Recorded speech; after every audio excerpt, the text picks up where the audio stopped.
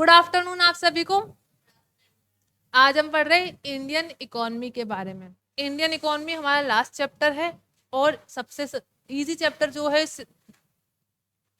सबसे easy chapter जो है हमारे सिलेबस का, वो भी कौन सा है? Indian economy.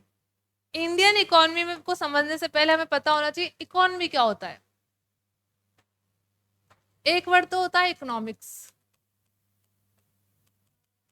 और एक होता है इकोनॉमी।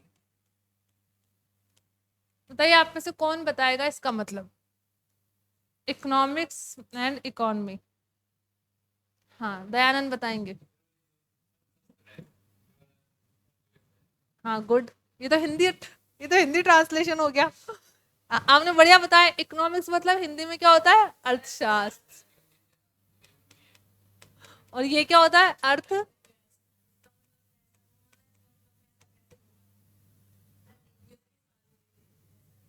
हाँ, ऐसा ही कुछ कुछ होता है। हिंदी अर्थ के अलावा बताइए और कोई दूसरा या बढ़िया। अच्छा, देखिए इकोनॉमिक्स के आगे आपने कभी भी ऐसे वर्ड नहीं पढ़ा होगा, इंडियन इकोनॉमिक्स, यूएसए इकोनॉमिक्स या चाइनीज इकोनॉमिक्स। ठीक है, इकोनॉमिक्स अपने आप में एक अलग से वर्ड है। इकोनॉमिक्स के आगे किसी भी कंट्री का नाम नहीं लगता है, दैट मीन्स यूनिवर्सल है। तो इकोनॉमिक्स के अंदर क्या है? किसी भी कंट्री की इकोनॉमी को रन करने के लिए या ठीक से चलाने के लिए कौन कौन से रूल्स और रेगुलेशन है, दैट मीन जो सेट ऑफ प्रिंसिपल है वो क्या है? इकोनॉमिक्स से। जहाँ पे प्रिंसिपल्स लिखे हुए हैं, जो हर कंट्री के, हर वर्ल्ड का कोई सा भी एरिया हो या कंट्री का कोई भी स्टेट हो, हर जगह एप्लीकेबल होंगे और सेम मैनर में होंगे। जैसे इकोनॉमिक्स के अंदर हम लॉ ऑफ डिमांड पढ़ते हैं, क्या बताता है? डिमांड और प्राइस में या प्राइस और डिमांड में इनवर्स रिलेशन होगा। लॉ ऑफ सप्लाई क्या बताता है? प्राइस और सप्लाई में डायरेक्ट रिलेशन होगा। ये लॉ ऑफ डिमांड आप जो पढ़ते हो वही यूएसए वाले बच्चे पढ़ेंगे, वही चाइना के बच्चे पढ़ेंगे, वही जापान के बच्चे पढ़ेंगे। मतलब इकोनॉमिक्स कोई कंट्री स्पेसिफिक नहीं है, ये प्रिंसिपल है जो पूरे वर्ल्ड में इक्विवेलेंट रहेंगे, हर जगह एप्लीकेबल होंगे। बट इकोनॉमी के आगे क्या लगा हुआ है? Indian economy. इकोनॉमी कौन सी? इंडिया की। जब यूएसए की देखेंगे तो यूएसए की economy, Chinese economy, Japanese economy. That mean economy क्या होती है? कंट्री स्पेसिफिक होती है। इकोनॉमी का मतलब होता है किसी भी कंट्री की एक्चुअल सिचुएशन क्या है। इकोनॉमिक्स में तो लिखा हुआ है कोई भी इकोनॉमी आइडल कैसे हो सकती है, और इकोनॉमी में क्या लिखा हुआ है? एक्चुअल में सिचुएशन क्या है। जैसे किसी भी कंट्री की जीडीपी कितनी है, वो कहाँ आएगा? इकोनॉमी के अंदर। और जीडीपी क्या होता है ये कौन बताता है? इकोनॉमिक्स बताता है। दूसरा, किसी भी कंट्री में एम्प्लॉयमेंट रेट एक्चुअल में कितनी है, डिस्ट्रीब्यूशन कितना हुआ है, कंजम्पशन कितना हुआ है, सेविंग कितनी हुई है, इन्वेस्टमेंट कितनी हुई है, जो भी एक्चुअल डेटा होगा वो कहाँ पे आएगा? इकोनॉमी में आएगा। क्योंकि इकोनॉमी किसी भी कंट्री की एक्चुअल सिचुएशन बताती है, जबकि इकोनॉमिक्स बताते हैं रूल्स, सेट ऑफ प्रिंसिपल या रेगुलेशंस क्या क्या हो सकते हैं, किसी भी इकोनॉमी को आइडियल सिचुएशन में कैसे पहुंचाया जा सकता है। क्लियर हो गया?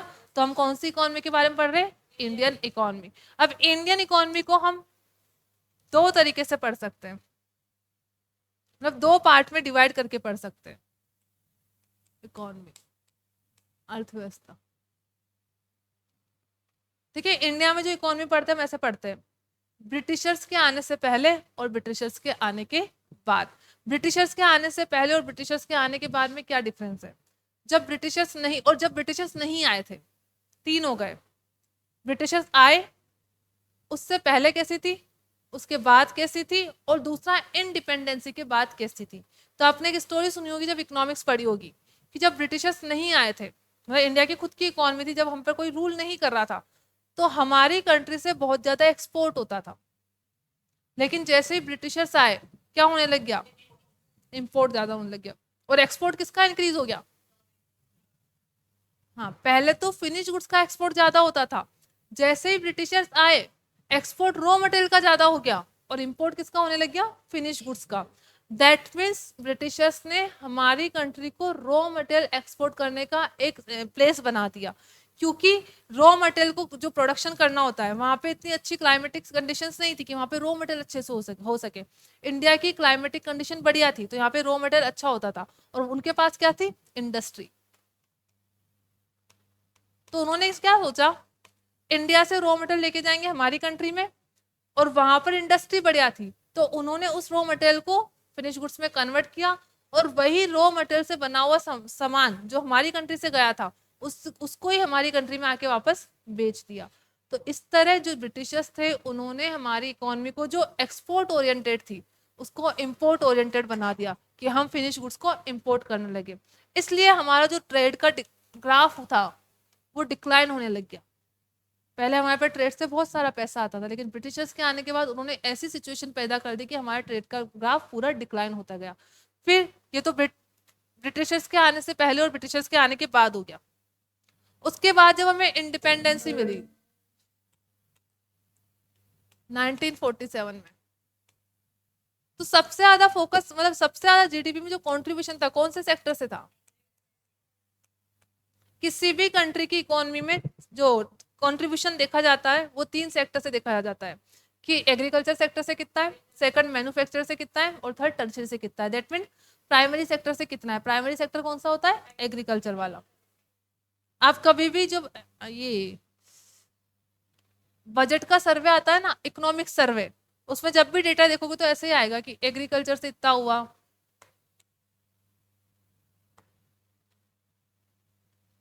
कि एग्रीकल्चर से इतना हुआ है, सर्विस सेक्टर से इतना हुआ है और मैन्युफैक्चरिंग सेक्टर से इतना हुआ है। एग्रीकल्चर मतलब प्राइमरी। हाँ, अदर्स भी होता है क्या? अदर्स में क्या आ गया? ऐसे होता है। अच्छा, ऐसी कौन सी इंडस्ट्री जो किसी में भी नहीं आती? मैं तो इसे किसी इंडस्ट्री को याद नहीं कर पा रही, क्योंकि या तो वो एग्रीकल्चर में होगी या मैन्युफैक्चरिंग में होगी या टर्शरी में होगी। ठीक है, तो एग्रीकल्चर तो प्राइमरी हो गया, मैन्युफैक्चरिंग सेकेंडरी हो गया और सर्विस वाला टर्शरी सेक्टर हो गया। लेकिन जब हमें इंडिपेंडेंसी मिली थी तो सबसे ज्यादा कॉन्ट्रीब्यूशन कहाँ से था? एग्रीकल्चर से था। क्या सिर्फ एग्रीकल्चर के बेसिस पे कोई भी कंट्री डेवलप कंट्री बन सकती है क्या? नहीं बन सकती। हमारी कंट्री कौन सी थी? डेवलपिंग या अंडर डेवलप कंट्री थी। वर्ल्ड में जितनी भी डेवलप कंट्रीज है सब कैसे डेवलप हुई है? Very good. उसका इंडस्ट्री का जो कंट्रीब्यूशन होगा वो ज्यादा होगा। सबसे ज्यादा किसका होगा? सर्विस सेक्टर का। वो कंट्री ही डेवलप कंट्री बन सकती है जिसका सबसे ज्यादा कंट्रीब्यूशन पहले तो सर्विस सेक्टर से हो, दूसरा मैन्युफैक्चरिंग इंडस्ट्री से हो, और प्राइमरी सेक्टर से कंट्रीब्यूशन होना चाहिए सबसे कम। इंडिया के साथ इंडिपेंडेंसी के टाइम पे क्या था? एग्रीकल्चर से ज्यादा था, मैन्युफैक्चरिंग से कम था और सर्विस सेक्टर से भी कम था। लेकिन अब क्या है? अभी है हमारा सर्विस सेक्टर से ही ज्यादा है। सबसे ज्यादा जो इंडियन इकोनॉमी में कंट्रीब्यूशन है। क्या वो कुछ डाउट है मुझसे? पूछो। हाँ पूछो रहा अगर।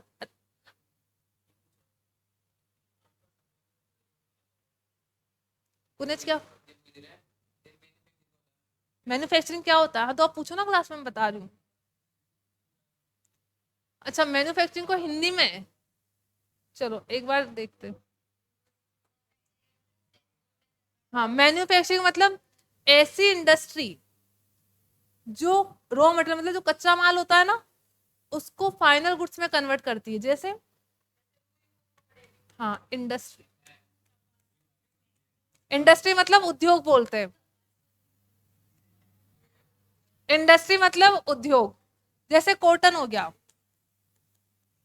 कॉटन मतलब आप देखा होगा रुई को बोलते हैं। इससे आपको टेक्सटाइल या कपड़ा बनाना है, क्लोथ बनाना है। तो क्लोथ क्या हो गया? मैन्युफैक्चरिंग इंडस्ट्री का पार्ट हो गया। गेहूं से बिस्किट बनाना, वीट कौन से सेक्टर में आता है? गेहूं प्राइमरी सेक्टर में, एग्रीकल्चर सेक्टर में। गेहूं से आपने क्या बना दिया? बिस्किट या आटा, जो भी आपने बनाया। बिस्किट जो बनाया कौन सी इंडस्ट्री हो गई? मैन्युफैक्चरिंग इंडस्ट्री हो गई। तो और एग्जांपल बताओ चलो मैन्युफैक्चरिंग इंडस्ट्री के। जैसे कार मैन्युफैक्चरिंग कंपनीज होती है, कार के पार्ट्स लेके आपने कार बना दी, वो कौन सी इंडस्ट्री होगी? Car manufacturing industry. हाँ, गन्ने से गुड़ बनाना, शुगर कैन से गुड़ बनाना, वो भी क्या हो गया? Manufacturing industry. मैं आपको पढ़ा रही हूँ कौन सी इंडस्ट्री है? Service sector. ये मैन्युफैक्चरिंग इंडस्ट्री नहीं है। ऐसा तो नहीं ना आप रॉ मटेरियल हो फिनिश गुड्स मतलब आप सीए बन जाओगे तो फाइनल गुड्स बन जाएगा, ऐसा नहीं है। ठीक है, सर्विस सेक्टर का मतलब होता है जहाँ पे सर्विसेज दी जाती है। किसी भी इंडस्ट्री में मेजर 3 ही सेक्टर होते हैं, प्राइमरी सेक्टर, सेकेंडरी सेक्टर और टर्शरी सेक्टर। प्राइमरी में वो सारे सेक्टर आते हैं जो नेचुरल रिसोर्सेज से रिलेटेड होते हैं, जो हमें रॉ मटेरियल देते हैं। जैसे एग्रीकल्चर हो गया, शुगर कैन किसका पार्ट है? एग्रीकल्चर का, तो किस में आएगा? प्राइमरी सेक्टर में। कॉटन किसका पार्ट है? कहाँ से मिलती है? Cotton, cotton. रुई कहाँ से मिलती है हमें? उसकी खेती होती है ना, तो प्राइमरी सेक्टर का है। लेकिन रुई से हमने क्लॉथ बना दिया तो क्या होगा? इंडस्ट्री सेक्टर के अंदर आ जाएगा। शुगर केन से हमने गुड़ बना दिया तो इंडस्ट्री सेक्टर के अंदर आ जाएगा। कार प्राइमरी में आती है, ठीक है। माइनिंग वाला पूरा काम प्राइमरी में आता है क्योंकि वो नेचुरल रिसोर्सेज से रिलेटेड है।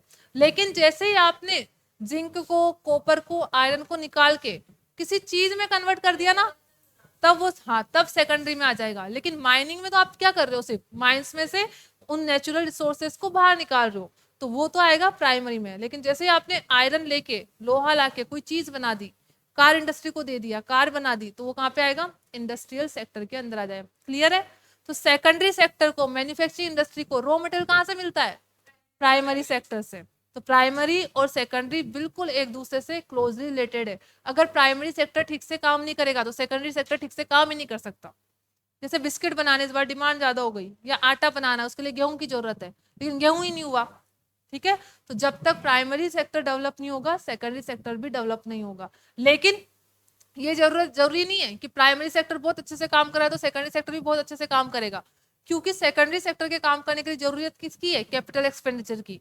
मशीनरी होनी चाहिए हमारे पास। समझ लीजिए मार्केट में बिस्किट की डिमांड है, गेहूं के आटे की डिमांड है, या बहुत सारी ऐसी कंज्यूमेबल चीजों की डिमांड है। हमारे पास गेहूं भी रखा हुआ है लेकिन हमारे पास मशीनरी ही नहीं है। तो प्राइमरी सेक्टर के अंदर तो हमारे पास रॉ मटेरियल है, लेकिन सेकेंडरी सेक्टर में हमारे पास कैपिटल एक्सपेंडिचर ही नहीं है, तो हम जो रॉ मटेरियल है उसको फिनिश गुड्स में कन्वर्ट ही नहीं कर पाएंगे। इसलिए ये कोई गारंटी नहीं है कि प्राइमरी सेक्टर अच्छे से चलेगा तो सेकेंडरी सेक्टर ठीक से चल रहा होगा। लेकिन ये जरूर हो सकता है कि सेकेंडरी सेक्टर ठीक से चल रहा है, इसका मतलब प्राइमरी सेक्टर भी ठीक से काम कर रहा होगा। थर्ड बचता है हमारा टर्शरी सेक्टर, इसको बोलते हैं सर्विस सेक्टर, जहां पे कोई प्रोसेसिंग नहीं होती, सिर्फ सर्विस दी जाती। जैसे हॉस्पिटल, मतलब मेडिकल हो गया या हॉस्पिटल हो गया, और ट्रांसपोर्टेशन हो गया। बैंक कहाँ आएंगे? बैंक आ गए। स्कूल कहाँ आएंगे? और क्या बच गया? हॉस्पिटल ऊपर हो गया। एजुकेशन भी इसी के अंदर आएगा। हाँ, सिनेमा हॉल भी क्या देते हैं? सर्विसेज देते हैं, वो भी यहाँ पे आ जाएंगे। तो जो भी चीज, हाँ, जो ब्रॉडकास्टिंग होती है टीवी में, थिएटर, मूवी, सब कहाँ पे आ जाएंगे? इसके अंदर आ जाएंगे। इंडियन इकोनॉमी में सबसे ज्यादा कॉन्ट्रीब्यूशन किसका है? अभी की बात कर रहे हैं। आजादी के समय तो था प्राइमरी सेक्टर का, क्योंकि उस समय मेन फोकस किस पे था? एग्रीकल्चर पे था। लेकिन धीरे धीरे हमें शिफ्ट करना पड़ा, क्योंकि किसी भी कंट्री को अगर डेवलप कंट्री बनना है तो दो सेक्टर का सबसे ज्यादा कंट्रीब्यूशन होना चाहिए, सेकेंडरी का और टर्शरी का। हर डेवलप कंट्री के अंदर एक खासियत है कि उसका सबसे ज्यादा कंट्रीब्यूशन रहता है सर्विस सेक्टर से रहता है। इंडिया का भी सर्विस सेक्टर से है, लेकिन इंडिया डेवलप कंट्री नहीं है। आपको मेरा क्वेश्चन समझ में आ गया? हर डेवलप कंट्री, डेवलप मतलब जो पूरी विकसित हो चुकी है, वहां पे अब कुछ नहीं करना, अब वो अपने आप ठीक से काम करेगी। हर डेवलप कंट्री में जो थर्ड सेक्टर होता है ना, हमारा सर्विस सेक्टर, उसका कंट्रीब्यूशन जीडीपी में सबसे ज्यादा रहता है। ये तो हो गया फैक्ट। अब इसका कॉन्ट्राडिक्शन क्या है? इंडियन इकोनॉमी में सर्विस सेक्टर का ही सबसे ज्यादा कॉन्ट्रीब्यूशन है, बावजूद इसके हमारी कंट्री डेवलप कंट्री नहीं है। हाँ, यही मैं बताना चाह रही हूँ आप। एक बुक है India and it's conflict, Bharat और उसके विरोधाभास, प्रोफेसर अमर्त्य सेन, जिनको नोबेल पुरस्कार भी मिला था इकोनॉमिक्स के अंदर। पढ़ा होगा आपने इकोनॉमिक्स के अंदर। अमर्त्य सेन के बारे में पढ़ा? वो बंगाल से थे, उनको इकोनॉमिक्स के अंदर नोबेल पुरस्कार मिला है। उन्होंने एक बात मतलब उन्होंने ये बताया है कि भारत और उसके विरोधाभास कैसे है, क्योंकि इंडिया एक ऐसी कंट्री है जिसके पास ठीक ठाक नेचुरल रिसोर्सेज है, हमारी क्लाइमेटिक कंडीशन भी बहुत बढ़िया है, हमारा जोग्राफिकल एरिया भी बहुत बढ़िया है। जोग्राफिकल मतलब आपको पता है, जो हमारा जो नीचे नीचे वाला एरिया है हमारे मैप का, वहां पे पानी पानी है, मतलब हम ट्रेड इजीली कर सकते हैं। एक तरफ तो है अरब सागर, दूसरी तरफ है बंगाल की खाड़ी, ठीक है। जो लैंडलॉक कंट्री होती है, लैंडलॉक मतलब जिसकी तरफ पानी नहीं होता, उसको ट्रेड करना है तो कैसे करेगी? एरोप्लेन के थ्रू। और सबसे ज्यादा कॉस्ट कहाँ पे आती है? एरोप्लेन के थ्रू। और सबसे कम कॉस्ट कहाँ पे आती है? शिप के थ्रू। तो हमारी कंट्री के पास अच्छे से ट्रेड रूट अवेलेबल है शिप के थ्रू करने के, बावजूद इसके इंडिया एक इतने अच्छे नेचुरल रिसोर्सेज रखता है, इतनी बढ़िया ज्योग्राफिकल कंडीशन रखता है, इसके बावजूद हमारी कंट्री डेवलप कंट्री नहीं है। उसी पे एक बुक लिखी थी, India and it's conflict, Bharat और उसके विरोधाभास। अभी भी हमने देखा कि हर डेवलप कंट्री में सबसे ज्यादा कॉन्ट्रीब्यूशन किसका होता है? सर्विस सेक्टर का होता है। लेकिन इंडियन इकोनॉमी में सर्विस सेक्टर का कॉन्ट्रीब्यूशन होने के बावजूद हम लोग डेवलप कंट्री नहीं है। उसका रीजन है, देखिए किसी भी इकोनॉमी को डेवलप होना है तो कैसे होगी? सबसे पहले होगा उसका प्राइमरी सेक्टर डेवलप, उसके बाद कौन सा होना चाहिए? सेकेंडरी, और उसके बाद होना चाहिए टर्शियरी। ठीक है, इंडिया का आपको पता है प्राइमरी सेक्टर ठीक से डेवलप था, क्योंकि एंशियंट पीरियड में सब लोग खेती करते थे, कुछ था नहीं, तो प्राइमरी सेक्टर ठीक से डेवलप था। सेकेंडरी हमारे यहाँ पे नहीं था, हमारे यहाँ पे डेवलप हो गया टर्शरी सेक्टर। जो ब्रिटिशर्स आए थे उन्होंने क्या करा? प्राइमरी से डायरेक्ट टर्शरी सेक्टर को डेवलप किया। सेकेंडरी सेक्टर को डेवलप करने का मतलब होगा आप इंडस्ट्री लगाइए बहुत सारी, क्योंकि इंडस्ट्री को क्या चाहिए? रॉ मटेरियल चाहिए। रॉ मटेरियल को फिनिश गुड्स में कन्वर्ट करने के लिए इंडस्ट्री चाहिए होती है, जहाँ पे बहुत सारी मशीनरी होनी चाहिए। लेकिन ब्रिटिशर्स ने क्या किया? रॉ मटेरियल तो अपनी कंट्री में लेके चल गए, तो इंडस्ट्री कहाँ पे लगी? ब्रिटेन में लगी। तो इंडस्ट्रियल सेक्टर वहां का डेवलप हुआ, हमारा यहाँ का डेवलप नहीं हुआ। हमारे यहाँ पे कौन सा सेक्टर डेवलप हो गया? टर्शरी। जैसे रॉ मटेरियल को ब्रिटेन भेजना है तो रेलवे लाइन डेवलप कर दी, ट्रांसपोर्टेशन फैसिलिटी को बहुत बढ़िया कर दिया, बैंकिंग फैसिलिटी को बहुत बढ़िया कर दिया। तो हमारी कंट्री में प्राइमरी सेक्टर के बाद जो डेवलप हुआ वो टर्शरी सेक्टर था। इस सेक्टर को मौका ही नहीं मिला, क्योंकि प्राइमरी सेक्टर के जो भी रिसोर्सेज होंगे उसका यूटिलाइजेशन कहाँ पे होता है? सेकेंडरी सेक्टर के अंदर। सेकेंडरी सेक्टर को रॉ मटेरियल कौन प्रोवाइड करता है? Primary sector. तो यहाँ पर डेवलप ही नहीं हुआ। उन्होंने क्या किया? यहाँ से हमें रॉ मटेरियल भेजना है तो टर्शरी सेक्टर को डेवलप कर दिया। इसलिए इंडियन इकोनॉमी में टर्शरी सेक्टर का कॉन्ट्रीब्यूशन ज्यादा है, और हर डेवलप इकोनॉमी में टर्शरी सेक्टर का कंट्रीब्यूशन ज्यादा होता है। लेकिन हमारी कंट्री डेवलप इकोनॉमी नहीं है, क्योंकि यहाँ पे ये सेक्टर डेवलप हुआ ही नहीं है।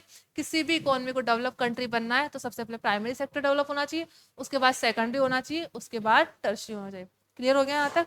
अब हम पढ़ेंगे इंडियन इकोनॉमी के बारे में। क्योंकि यूएसए में पहले प्राइमरी सेक्टर डेवलप हुआ, फिर सेकेंडरी हुआ, फिर टर्शरी हुआ।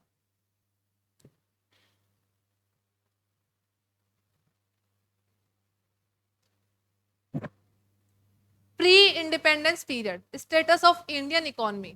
Between the 1st and 17th century AD, India is believed to have had the largest economy of ancient and the medieval world. तो सबसे जो फेमस इकोनॉमी थी या सबसे जो ग्रो कर रही थी इकोनॉमी वो इंडियन इकोनॉमी थी। कौन से पीरियड में? एंशियंट और मिडिवल पीरियड में। जो आपने एंशियंट हिस्ट्री पढ़ी होगी कभी और मिडिवल हिस्ट्री पढ़ी होगी, उसी की बात हो रही है। मिडिवल में जो मुगल्स वाली थी, ठीक है, उस टाइम पे भी हमारी इकोनॉमी ठीक थी। It was prosperous and self reliant and is believe to have control between 1/3 and 1/4 of the world's wealth. तो इसका मतलब ये है पूरे वर्ल्ड की जो 1/3 या 1/4 इकोनॉमी है या कॉन्ट्रीब्यूशन है या वेल्थ है वो किसके पास है? इंडियन इकोनॉमी के पास है। दैट मीन इसका मतलब तो हो गया 25%, यहाँ पे कितना हो गया? 33%। पूरे वर्ल्ड की 33 इकोनॉमी और वेल्थ किसके पास थी? इंडियन इकोनॉमी के पास थी। कौन से पीरियड में? एंशियंट और मिडिवल पीरियड में। It was prosperous and self-reliant and is believed to have control between 1/3 and the 1/4 of the world's wealth. The economy consisted of self-sufficient villages as well as cities which were center of commerce. Pilgrims and administration compared to village cities presented more opportunity for diverse occupation, trade and gainful economic activities. तो हमारी country में enough सबके पास क्या थे? Employment के sources थे, कोई कहीं भी काम कर सकता था। Simple division of labour into with attributes such as race, class and gender was the basis of structure of the village and acted as a built in mechanism economic and social differentiation. तो उस समय division भी था labour का, किस किस basis पे था? Race, class, gender. मतलब रेस का मतलब क्या होता है? नहीं, क्लास का मतलब होता है जाति, रेस का मतलब होता है कलर। कुछ लोग कलर के बेसिस पे भी करते हैं, उसको रेसिस्ट बोलते हैं। आप में से तो कोई नहीं ना रेसिस्ट, ऐसा कि क्या? नहीं, एक है ना वो, क्या नाम है उनका, मुंशी प्रेमचंद है, उन्होंने एक बहुत बढ़िया लाइन बोली है कि हर छोटी जाति भी अपने से छोटी जाति कोई ढूंढ ही लेती है। इस बात को तो हर मतलब जो जैसे हम लोग बोले हमारा कलर ऐसा है, लेकिन अब भी देखना आप साउथ वाले जो लोग होते हैं उनके लिए क्या बोलते हैं, वो लोग काले होते हैं, है ना। हम अपने से छोटा किसी को ढूंढ ही लेते हैं। ये इंसान की सोच होती है। आप लोग को ऐसा रेसिस्ट नहीं बनना है। रेसिस्ट मतलब जो कलर को देख के डिस्क्रिमिनेट करता है कि इस कलर के लोग तो ऐसे ही होते हैं और गोरे लोग तो बहुत ही बढ़िया होते हैं, वो तो फेयर, वो तो फेयर एंड लवली होते हैं, ठीक है, ऐसा कुछ नहीं होता। तो पहले क्या था, इंडिया में डिवीजन था रेस, क्लास और जेंडर के बेसिस पे, कि कुछ लोग तो फीमेल ये काम कर सकती है, मेल ये काम कर सकती है, इस कास्ट के लोग ये काम कर सकते हैं, इस कास्ट के लोग ये काम नहीं कर सकते। Basis of the structure of village and acted as a built-in mechanism of economic and social differentiation. Though agriculture was the dominant occupation and the सबसे ज्यादा dominant कौन सा था, एग्रीकल्चर, मतलब सबसे ज्यादा एम्प्लॉयमेंट किसमें था, एग्रीकल्चर के अंदर, क्योंकि एग्रीकल्चर करने के लिए आपको कोई स्पेसिफिक क्वालिफिकेशन नहीं चाहिए, ठीक है। जैसे कोई बच्चा फार्मर वाली फैमिली में पैदा हो, अपने आप ही सीख जाएगा काम करना जब तक उनको ऑब्जर्व करेगा। लेकिन अगर आपको टर्शरी सेक्टर में जॉब करनी, सर्विस सेक्टर में, तो आपके पास कोई ना कोई क्वालिफिकेशन होनी चाहिए। मैन्युफैक्चरिंग में करना तो आपके पास स्किल्स होनी चाहिए वो काम करने की, तभी आप काम कर पाओगे। लेकिन एग्रीकल्चर तो आप घर पे भी सीख सकते हो। And the main source of the livelihood of majority of people, the country had a highly skilled set of artisans and craftsmen. और क्या थे, लोग आर्टिस्ट थे, क्राफ्ट्समैन थे। तो इसके बेसिस पे सबसे ज्यादा जो हैंडीक्राफ्ट का काम होता था, कहाँ होता था, गाँव में होता था, ठीक है। तो इंडियन जब इंडिपेंडेंसी मिली थी तो सबसे ज्यादा लॉस किसको हुआ था, हैंडीक्राफ्ट को हुआ था। क्योंकि हैंडीक्राफ्ट बनाने में जो टाइम लगता है बहुत ज़्यादा लगता है, तो टाइम ज़्यादा लगा तो उससे कॉस्ट भी क्या हो जाती है, हाई हो जाती है। लेकिन जो काम मशीन से हो रहा है वो बहुत जल्दी हो जाता है, उससे कॉस्ट कम हो जाती है। इसलिए हैंडीक्राफ्ट इंडस्ट्री को बहुत ज़्यादा नुकसान हुआ था। Who produce manufacture handicraft and textile of superior quality and finance for the world wide market. तो कौन से पीरियड की बात बताइए, एंशियंट और मिडिवल पीरियड की बात, कि उस समय हमारी कंट्री में एग्रीकल्चर सेक्टर का डोमिनेंस था और जो भी पर्सन काम करना चाह रहे थे सबके पास एम्प्लॉयमेंट था। एंशियंट इकोनॉमिक फिलोसफी दे रखी है। एक आपने बुक सुनी होगी अर्थशास्त्र नाम की, किसने लिखी थी, चाणक्य ने, जिसका नाम कौटिल्य भी था। The earliest non treatise on ancient Indian economic philosophy is अर्थशास्त्र, the pioneering work attributed to Kautilya Chanakya 321 to 296 BCE. Arthashastra is recognized as one of the most important work on statecraft in the genre of political philosophy. नाम तो इसका क्या है, अर्थशास्त्र, इसमें लिखा भी क्या थी, पॉलिटिक्स। नाम तो इसका अर्थशास्त्र था, अर्थशास्त्र इसको बोलते हैं, इकोनॉमिक्स को हिंदी में बोलते हैं। उसमें उस टाइम की पॉलिटिकल सिचुएशन भी लिखी हुई थी, साथ में इकोनॉमिकल भी लिखी हुई थी, लेकिन ज्यादा कौन सी थी, पॉलिटिकल थी। लेकिन इंडिया में क्या पूरे वर्ल्ड में बोला जाता है, सबसे पहले इकोनॉमिक्स के बारे में जो बुक लिखी थी सिस्टमेटिक, वो कौन थी, अर्थशास्त्र थी। एडम स्मिथ ने तो बाद में लिखी थी 1776 में, उससे पहले किसने लिख दी थी, चाणक्य, कौटिल्य, जिन्होंने, जिनकी बुक का नाम था Arthashastra. It is believe to be a kind of handbook for king Chandragupta Maurya. Chandragupta Maurya उस समय राजा थे और कौटिल्य कौन थे, उनके दरबार में मंत्री या मिनिस्टर थे। The founder of Mauryan empire containing directive as to how to reign over the kingdom and encouraging direct action in addressing political concern without regard for ethical consideration. तो आपको पता है राजाओं के समय लड़ाइयाँ होती रहती थी। तो चंद्रगुप्त मौर्य के बारे में बोला जाता है कि वो बहुत ही समझदार इंसान थे, तो इन्होंने इनको गाइड किया था कि हमें हमारे एम्पायर को सेव कैसे करना है। Earth is a not wealth. अब देखिए अर्थशास्त्र में एक वर्ड अर्थ आता है,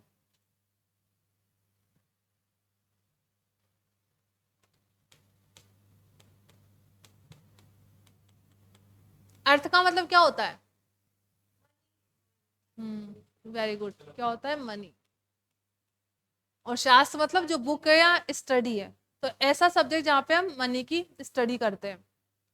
लेकिन यहाँ पे बोला गया अर्थ का मतलब सिर्फ मनी नहीं है, क्या है, वेल्थ। वेल्थ मतलब क्या होता है, हाँ, वेल्थ मतलब आपकी जो, देखिए वेल्थ के अंदर आपका पैसा तो है ही है, साथ में आपकी हैप्पीनेस भी मैटर करती है। दैट मीन इन्होंने जो वेल्थ बताई उसके अंदर वेलफेयर इंक्लूड था। मतलब आपके पास पैसा तो है, साथ में आप पैसा कमा के कितने खुश हो। तो उस समय प्रायोरिटी दी जाती थी कि कोई पर्सन जिसके पास मनी भी है, दूसरा वो सोसाइटी में खुश भी है, दोनों को उन्हें कंसिडर किया था, किसके अंदर, अर्थ के अंदर। अर्थ का मतलब यहाँ पे बोला गया वेल्थ से। Earth is not wealth alone, सिर्फ वेल्थ नहीं थी, rather it encompass all aspect of material well being. Well being कब होते हो? जब आप खुश होते हो किसी काम को करके। जैसे आप जॉब कर रहे हो, बहुत सारा पैसा मिल रहा है लेकिन आप खुश नहीं हो, तो सिर्फ वेल्थ है, उसमें आपका वेल बींग नहीं है। जब आपको सैलरी भी मिल रही हो, साथ में आप उस काम को इतने अच्छे से करो कि आप भूल ही जाते हो कि आपको कितने घंटे हो चुके काम करते हुए। ऐसा होता है क्या? जैसे आपको पढ़ाई बहुत पसंद है, हाँ तो पढ़ाई तो, देखिए पढ़ाई है ना, मैंने पहले ही बताया ना, पढ़ाई होती नहीं है पसंद। सबको पसंद होती फिर कौन पूछता हम लोगों को? सभी सीईओ होते। इसलिए वो तो मतलब सही इंसान को ना, जो बोरिंग चीज को भी उसको पता है कि मुझे फ्यूचर में कुछ करना है, कुछ बनना है, तो उसको अंदर भले उसका मन नहीं लग रहा फिर भी पढ़ रहा है, ठीक है, तभी आप क्या बनोगे? सीए बनोगे। तो इसमें सिर्फ वेल्थ बींग का मतलब ये नहीं था, वेल्थ का मतलब सिर्फ पैसों से नहीं था, इसका मतलब ये भी था कि आपकी मटेरियल वेलबींग कितनी है। ऑफ इंडिविजुअल अर्थशास्त्र is the science of earth और मटेरियल प्रोस्पेरिटी और the means of subsistence of humanity which is primary wealth and secondly the land. The major focus of the work is on the means of fruitfully maintaining and using land. Kautilya emphasizes the importance of robust agriculture initiative. तो इनका focus किस पे था कि land को कैसे हम optimum utilise कर सकते हैं, क्योंकि लैंड क्या होता है अपने आप में? नेचुरल रिसोर्सेज होता है जो स्केर्स होता है, और फोकस किस पे करना है? एग्रीकल्चर के ऊपर करना है। अगर एग्रीकल्चर प्रोड्यूस को हमें इंक्रीज करना है तो हमें लैंड का बहुत अच्छे से यूज करना पड़ेगा। इनका फोकस लैंड पे था। Kautilya emphasizes the importance of robust agriculture initiative for an abundant harvest which will go towards filling the state treasury. Taxes which were charged equal for private and state-owned business must be fair to all and should be easily understood by the king's subject. तो अगर आपको tax rate increase करनी है, पहले पता है आपको harvesting पे भी टैक्स लगता था। पहले टैक्स कहाँ से कलेक्ट होगा? ऐसा तो था नहीं ना सब इनकम अर्न कर रहे हैं तो उस पर स्लैब रेट लगा दे, ऐसा कुछ नहीं होता था। जो एग्रीकल्चर प्रोड्यूस होता था उसी के ऊपर क्या लगता था? टैक्स लगता था। तो लैंड का ऑप्टिमम यूटिलाइजेशन होगा तो प्रोडक्शन होगा ज्यादा, प्रोडक्शन ज्यादा होगा तो टैक्स भी क्या होगा? ज्यादा होगा, और राजा के पास क्या आएगा? पैसा ज्यादा आएगा। तो इनका फोकस किस पे था कौटिल्य का? लैंड का ऑप्टिमम यूटिलाइजेशन करना है। Being a multi disciplinary discourse, being a multidisciplinary discourse on an area such as politics, economics, military strategy, diplomacy, function of the state, and the social organization, Kautilya's writing relate to the statecraft, political science, economic policy, and military strategy. इन्होंने book अर्थशास्त्र लिखी थी लेकिन इसके अंदर बहुत सारे area include थे। कौन कौन से? सोशल भी थे, डिप्लोमेसी भी थे, मिलिट्री भी थे, इकोनॉमिक्स भी थे, पॉलिटिक्स भी थे। स्टेट का political science, economic policy and military strategy. True kingship is defined as a ruler's subordination of its own desire and ambitions to the good of his people. That means king's policies should reflect a concern for the greatest good for the greatest number of his subjects. तो बोला गया बढ़िया राजा कौन सा है? जो अपने प्रजा के बारे में सोचता है, अपनी एम्बिशन से पहले अपनी प्रजा के बारे में सोचता है, वही एक बढ़िया राजा होगा। A king policy should reflect a concern for the greatest good for the greatest number of his subject. The preservation and advancement of this good was comprised of 7 vital elements। तो 7 vital element बताए थे कौन कौन से? King, minister, farmland, fortresses, treasury, military and the allies. वैसे यहाँ से कोई क्वेश्चन? एलिस का मतलब मुझे जहां तक पता है, एलिस मतलब होता होगा दुश्मन या दोस्त होता होगा। उस पर देखो गूगल पे, मिनिस्टर, फार्मलैंड, फोर्ट्रेस, ट्रेजरी। हाँ, क्योंकि है ना, एलिस मतलब आस पास, मतलब आपको उनसे दुश्मनी नहीं करनी है, ठीक है, मित्र राष्ट्र, हाँ, इसका मतलब दोस्त होता है। एलिस मतलब मित्र राष्ट्र जो आसपास के, क्योंकि हम लोग अपने दोस्त बदल सकते लेकिन पड़ोसी नहीं बदल सकते। तो सबसे बढ़िया तरीका क्या है? पड़ोसी को दोस्त बना लो, ठीक है। ये किसने बोला था? अटल बिहारी वाजपेयी ने बोला था। तो इसलिए आपकी क्लास में भी ऐसा कोई हो ना कि नहीं, ये तो मेरे पास दुश्मनी नहीं लेनी है किसी से भी, क्लास में सब क्या हो? दोस्त हो, क्योंकि पड़ोसी हो सब एक दूसरे के। तो सबसे बढ़िया क्या है? लड़ाई नहीं करनी है, सबको दोस्त बना लेना है। The advent of the Europeans and the British market shift to the economic history of India, the period of British rule can be divided into 2 sub period। तो 2 सब पीरियड में डिसाइड कर दिया किस किस में? Rule of East India Company for 1757 to 1858 और 1858 से 1947।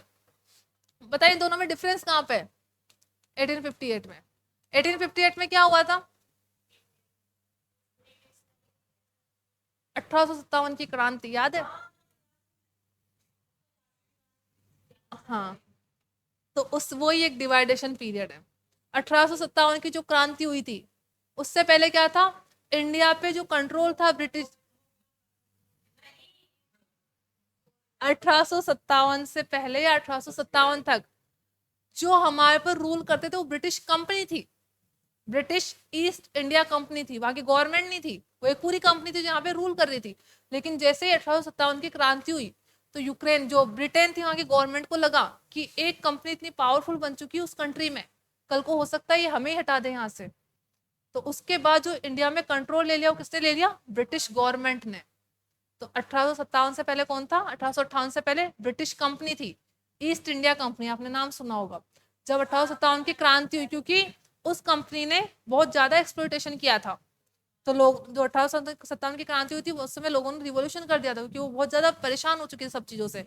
तो उस उन चीजों को दबाने के लिए, रिवॉल्यूशन को कम करने के लिए, कि लोग शांति से रह चुके और हमारा इस पे जो वो स्लेव है ये लोग वो भी बने रहे, इसलिए क्या कर दिया गवर्नमेंट ने, ब्रिटिश गवर्नमेंट ने यहाँ पे आके कंट्रोल कर लिया। इसलिए दो पीरियड बन गए, 1857 से पहले और 1857 के बाद। 1857 से पहले था the rule of East India company, उसके बाद था ब्रिटिश गवर्नमेंट का। The historical legacy of British colonialism is an important starting point two illustrate the development path of India. Colonialism का मतलब क्या होता है, हिंदी में इसको बोलते हैं उपनिवेशवाद। सुना है सागर, उपनिवेशवाद नहीं सुना, कॉलोनियलिज्म भी नहीं सुना। हिंदी में हिंदी क्या होती है, यही होती है। कॉलोनियलिज्म का मतलब होता है, कॉलोनी वर्ड सुना है, कॉलोनी, कॉलोनी वर्ड तो आप नॉर्मल लैंग्वेज में तो बोलते हैं कि ये वो वाली कॉलोनी है, वही है यहाँ पे। तो ब्रिटिशर्स की कॉलोनी वही होनी चाहिए थी, लेकिन उसने इंडिया को अपनी क्या बना लिया, कॉलोनी बना लिया। आप जहाँ भी जिस जिस एरिया में जा सकते हो सब आपकी कॉलोनी है। जैसे आप गए तो क्या बोलते हो, मैं उस कॉलोनी में गया था, उस कॉलोनी में गया था। तो ब्रिटिशर्स ने आके यहाँ पे आके रहने लग गए, तो क्या बन गई उनकी कॉलोनी बन गई। तो कोई भी एक कंट्री का कोई स्पेसिफिक जो ग्रुप रहता है या पर्सन रहता है, किंग रहता है, वो किसी और एरिया में जाके रहने लग जाते हैं या वहां पे कंट्रोल करते, तो क्या बोलते हैं उसको, कॉलोनलिज्म बोलते हैं। तो ब्रिटिशर्स जहां जहां गए और उन्होंने जहां जहां पे बिजनेस स्टार्ट करा और जहां जाके एरिया और लैंड को ऑक्यूपाई कर लिया, वो सब वहां पे क्या बन गई, उनकी कॉलोनीज बन गई। तो इंडिया क्या रहा है, ब्रिटिश की कॉलोनी रहा है, तो उसको क्या बोलते हैं, British colonialism. The historical legacy of the British colonialism is an important starting point to illustrate the development path of India with the onset of the industrial revolution in the later half of the 18th century. The manufacturing capabilities of Britain increased manifold and consequently there across the need to augment raw material supply as well as the need of finding market। तो वही वाली बात आ गई, उनकी वहां पे industry develop हो चुकी थी ब्रिटेन में, लेकिन उनके पास रॉ मटेरियल नहीं था और हमारे पास रॉ मटेरियल था, उन्होंने यहाँ पे इंडस्ट्री डेवलप नहीं की, तो क्या कर दिया, यहाँ से रॉ मटेरियल वहां पे भेज दिया। To augment raw material supply as well as the need for finding market for the finish goods. दूसरी चीज वहां पे उन्होंने ये तो कर लिया कि इंडस्ट्री वहां पे ज्यादा थी, रॉ मटेरियल नहीं था, यहाँ पे रॉ मटेरियल था, इंडस्ट्री ज्यादा नहीं थी, तो वहां यहाँ से रॉ मटेरियल ले जाके वहां पे फिनिश गुड्स में कन्वर्ट कर दिया। अब फिनिश गुड्स उनकी कंट्री में तो सेल हो ही नहीं रहा, तो उनको एक और मार्केट चाहिए था, तो मार्केट कौन बना, India. Need for finding market for the finished goods, this led to virtual reversal of the nature of India's foreign trade। तो रिवर्सल हो गया पूरा, हम पहले एक्सपोर्ट करते थे, अब क्या करने लग गए, इम्पोर्ट करने लग गए।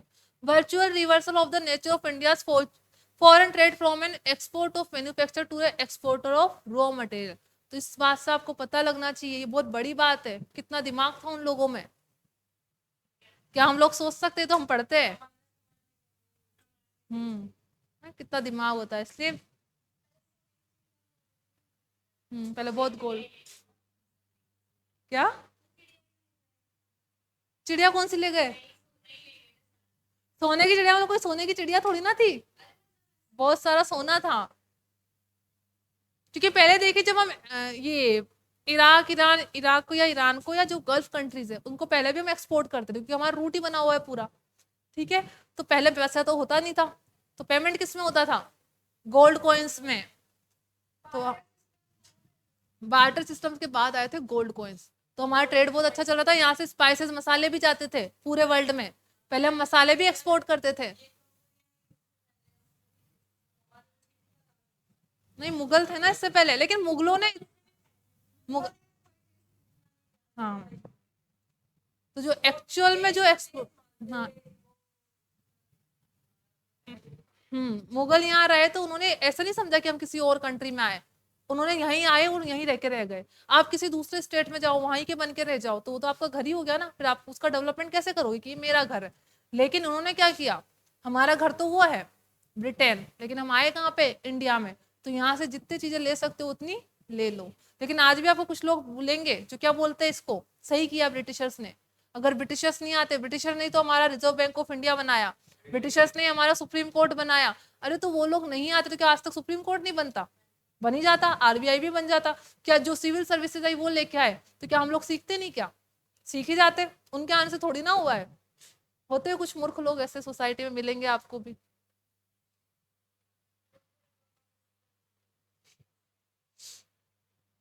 तो इन्होंने बहुत दिमाग लगाया और पूरी हमारे फॉरेन ट्रेड को रिवर्स कर दिया। कैसे कर दिया, पहले हम एक्सपोर्टर ऑफ फिनिश गुड्स थे, अब क्या बन गए, एक्सपोर्टर ऑफ रॉ मटेरियल बन गए। The Indian export of finish good was subject to heavy tariff. अगर अब हमें एक्सपोर्ट करना है तो क्या लगेगा, टैरिफ लगेगा। जिसको मतलब अगर जैसे एक्सपोर्ट किया और टैरिफ लगा दिया, तो पहले जो चीज समझ लीजिए वहां पे 40 रुपए में मिल रही थी, वही वहां पे 100 रुपए में मिल रही होगी, तो कोई खरीदेगा उसको। इन्होंने कंपटीशन ही खत्म कर दिया। Tariff and the import one charge lower tariff, अगर इंपोर्ट करोगे तो लोअर टेरिफ लगेगा, under the policy of discriminatory tariff followed by the British. This made, अब यहाँ से क्वेश्चन ऐसे बन सकता है, डिस्क्रिमिनेटरी टेरिफ क्या होता है।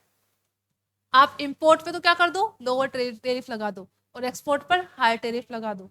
तो इसका मतलब आप एक्सपोर्ट को तो क्या कर रहे हो, डीमोटिवेट, और इंपोर्ट को कर रहे हो मोटिवेट। समझ में आ गया पक्का Sagar. This made the export of finish good relatively costlier. अब जैसे आप एक्सपोर्ट करोगे, एक्सपोर्ट पे हैवी टैरिफ है तो एक्सपोर्ट तो हो गया महंगा, और इंपोर्ट पे कम टैक्स है तो इंपोर्ट हो गया सस्ता। Relatively costly and the import cheaper. In this backdrop the Indian goods loss their competitiveness. तो उनकी कॉम्पिटिटिवनेस ही खत्म हो गई। जैसे वहां पे दो चीजें सेम मिल रही है, ठीक है, आपको एक स्कार्फ खरीदना है, वहां का जो खुद का स्कार्फ है वो मिल रहा है उसको 40 रुपए में, और यहाँ का मिल रहा है 200 रुपए में, कौन सा खरीदोगे, 40 रुपए वाला। तो हमारा प्रोडक्ट कॉम्पिटिटिव ही नहीं रहा, क्योंकि वो दूसरे प्रोडक्ट के कंपेरिजन में बहुत ज्यादा महंगा है। The Indian goods loss their competitiveness, consequently the external as well as the domestic demand for indigenous product fell sharply. तो हमारी कंट्री में जो फॉरेन प्रोडक्ट एक्सपोर्ट होके आते थे ना, हम इम्पोर्ट करते थे, उनके कंपैरिजन में भी हमारा खुद का प्रोडक्ट बहुत ज्यादा महंगा था। जैसे हमारे यहाँ पे कोई एक चीज मिल रही है 20 रुपए की, 20 नहीं समझ लीजिए 100 रुपए की, और जो गुड्स हमने इम्पोर्ट किया है ना वो 60 में ही मिल रहा है। तो लोग डोमेस्टिक को ना खरीद के किसको खरीदते थे, एक्सपोर्टेड को। जैसे आप इसका एग्जाम्पल तो अभी भी देख सकते हो, चाइना की जो टाइटें आती है कितनी सस्ती मिलती है वो, तो हमारी खुद की तो नहीं खरीदते हैं, लेकिन वो सस्ती मिलती है उसको खरीदते हैं। इसको क्या बोलते हैं, कॉम्पिटिटिवनेस को खत्म करना। फोन भी देख लो आप, चाइनीज फोन बहुत सस्ते आते हैं, ठीक है, तो इसको क्या बोलते हैं, कॉम्पिटिटिवनेस को खत्म करना। अभी भी चाइना में बहुत दिमाग है। In the destruction of Indian handicraft and manufacture, the destruction of the Indian manufacturer mainly due to the hostile imperial policy to serve the British interest and the competition from machine made goods। तो जो machine से goods बनते थे उनसे हम competition नहीं कर पा रहे थे।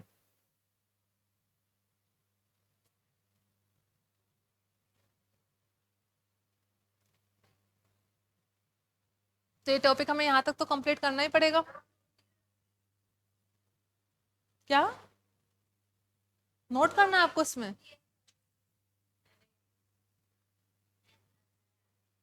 चलो इसको अपन नोट तो कल करवा दूंगी मैं, ठीक है, आपको करना है तो अब, चलो बाकी का अपन कल पढ़ लेंगे, ठीक है, ठीक है, बाकी का अपन कल पढ़ लेंगे। नोट मैं करवा दूंगी, मुझे पता है मुझे कौन कौन से टॉपिक आए, बस मैं आपको चार्ट बनवा दूंगी आपको, ताकि स्टडी इजी हो जाए कि प्री इंडिपेंडेंस के पहले कैसा था, पोस्ट के बाद कैसा था, कौन से सेक्टर का ज्यादा कॉन्ट्रीब्यूशन था, कौन से का कम था। ब्रिटिशर्स ने जो आपकी टेरिफ वाली पॉलिसी अपनाई थी, ठीक है, एक्सपोर्ट पे तो ज्यादा लगा दिया, इम्पोर्ट पे कम लगा दिया, इसको बोलते हैं डिस्क्रिमिनेटरी टेरिफ। तो ये वाली छोटी छोटी चीजें मैं आपको नोट करवा दूंगी, ठीक है। तो बाकी का कल पढ़ेंगे। हैव ए ग्रेट डे आप सभी को।